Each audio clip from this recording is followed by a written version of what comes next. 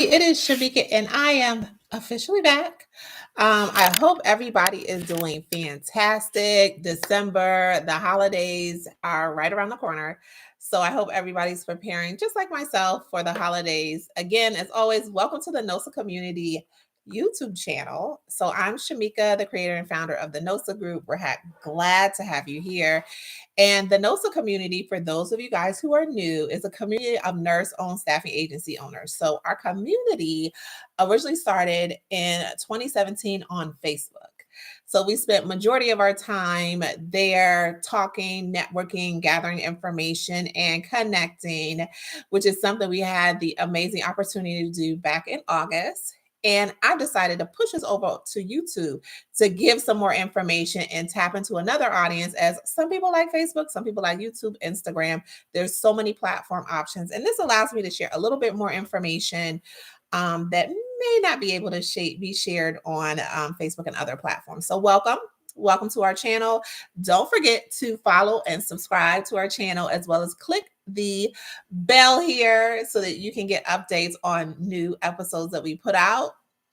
We're putting out a couple of different content as of late. So what we try to do to allow you guys to get the most for your time while you're here is pick a topic for the month. And this month's topic is working with small teams. So as small business owners, a lot of times our teams are itsy bitsy teeny weeny. So we don't have ginormous teams of people, multiple people, and sometimes many of us only work with teams under 10.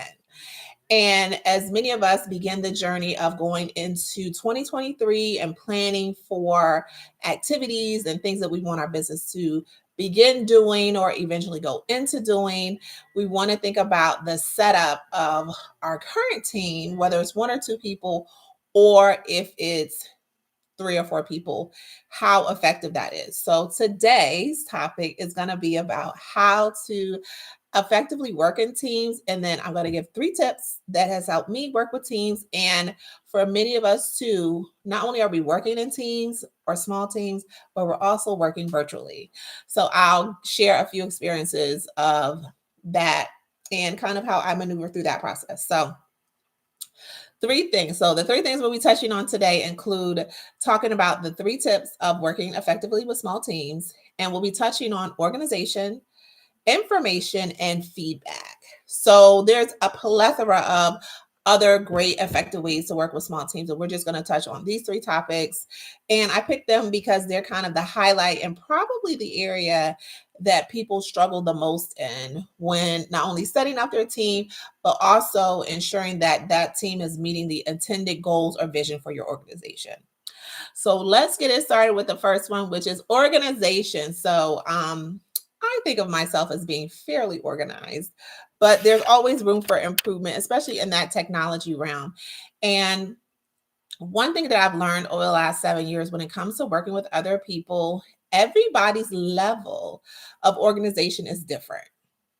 So you want to take that into account. So organization, your structure, your expectations can all be different. So you want to make sure that when you think about your organization, you're not only thinking about like how you work, but how everything is structured. So you want to think about who reports to whom, for what, for why, how that kind of flows into the overall goals of the organizations, and then also how that information is shared. So some of the ways that I try to stay organized is that I do operate from an organizational chart. So there is a chart structure of workflows for our business about who reports to who. And then within that structure, I also include information around tools and resources that we use to communicate. So that can be G Suites, Google Chat, that could be Trello, which is a great resource, Todoist, that could be Monday, a lot of platforms that allow you to effectively work in your space and communicate with your various small team members effectively. So something that I do to kind of maintain the organization is we have weekly meetings, which is something we'll start doing bi-weekly. But when a new team member comes on, we introduce weekly meetings to bring that person up to speed and do any sort of cross training. Sometimes when people start and they've been in the business for, sometimes you forget, hey, it's always a great opportunity when you bring in a new person to do refresher training. So through those weekly or bi-weekly meetings, we kind of give updates on, hey, what's been going on for you. Everybody gives an update. And then I speak on, any changes or adjustments I may want to make, along with, hey, this is our focus for the week, or this is our focus for the next week. Since we're entering the last part of the year, it's really important and key to set the tone for the year. So that's through like strategic goal planning, strategizing around, any big items that you want to achieve, any sort of big achievements that may require additional players that aren't typically a part of your team is always a good idea. And then kind of finding out from them some things that they may be interested in doing and incorporating that. So that's typically how I structure it. I also use Trello, and there's a lot of other platforms similar to Trello to kind of help connect that into daily tasks that the individuals do. And then from there, there's always opportunity to communicate. And I think that's our next one, which is number 2, information. So in sharing the information, as far as like expectations or what we're working on that week or focus on that week, I provide it in a couple of different formats. And I think that this has been helpful a lot in my teams as it's expanded. So I'll discuss it in a meeting. Maybe there's a visual with it as well, but I'll also provide a Zoom session for anything that's more involved than your traditional, hey, so you need this and this and this, that's more than like 5 or so steps. I'll actually walk through it via a Zoom session and video that I'll share with the team members so that they can have that as a resource if at any point they forget or aren't sure about that.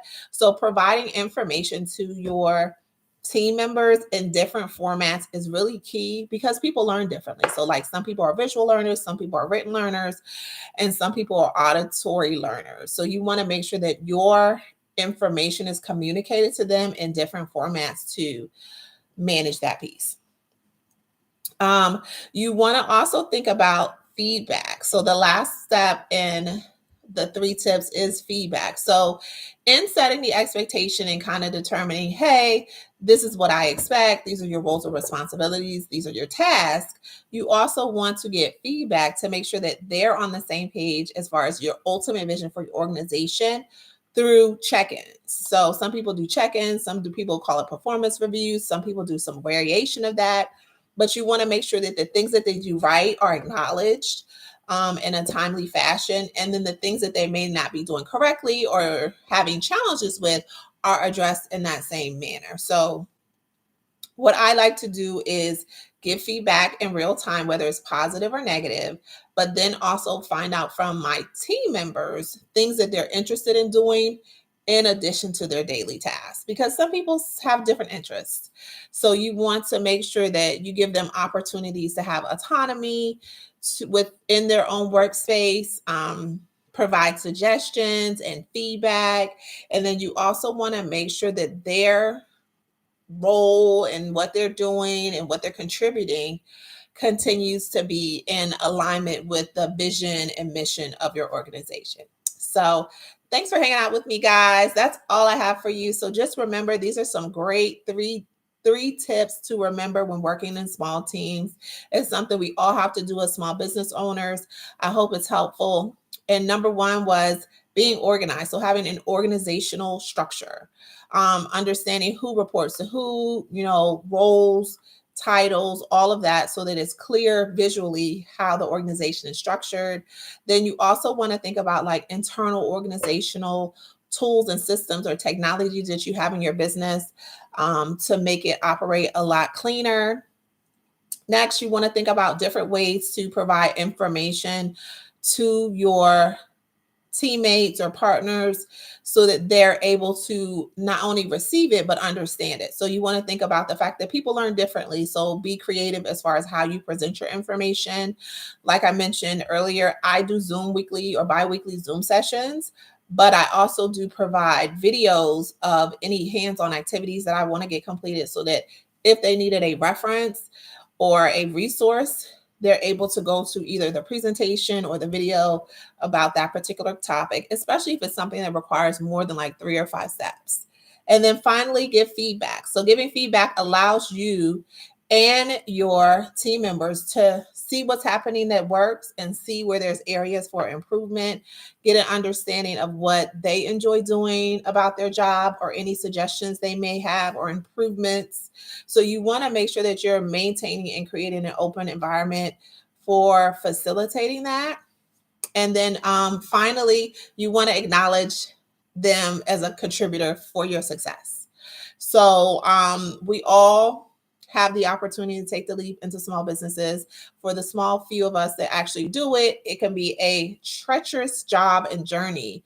But for the people that support you in that journey, their role is equally as important. So definitely recognizing them, as I know many of you guys will do as we go into the holiday season, is equally as important. So that's all I have for you guys. Like I said, we'll be putting up some more videos here at the NOSA Group YouTube channel. So thank you guys. Don't forget to subscribe to our channel so you get more updates on topics.